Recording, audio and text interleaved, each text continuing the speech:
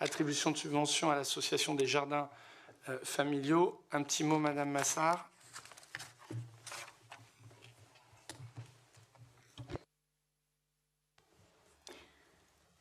Il s'agit là de la première subvention accordée à une des associations qui est composée des jardiniers des jardins familiaux.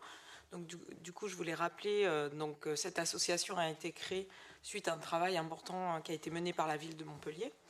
J'en profite au passage pour remercier les services qui ont travaillé là-dessus et avec qui on a travaillé avec Stéphane Jouot pour mener ces différents projets. Et je remercie également les bénévoles du coup, qui se sont engagés pour la création de ces différentes associations. Donc aujourd'hui, il existe près de 300 parcelles individuelles de jardins familiaux sur 5 sites. Depuis le début du mandat, nous avons mené un certain nombre d'actions autour des jardins familiaux, qui est un des volets de l'agriculture urbaine. Nous avions mis en place une commission d'attribution et de suivi des jardins familiaux, qui est composée des représentants de chaque jardin. Nous avons revu les critères d'attribution en privilégiant l'ancienneté et la proximité, et donc en supprimant le tirage au sort qui était précédemment utilisé. Nous avons revu la taille et l'organisation des parcelles. Nous avons créé 2 nouveaux sites avec 135 parcelles supplémentaires. Alors, je rappelle que sous le précédent mandat, aucune nouvelle parcelle n'avait été créée. Enfin, nous avons aidé à la création d'associations pour améliorer le fonctionnement des jardins et faire vivre un collectif sur chaque site.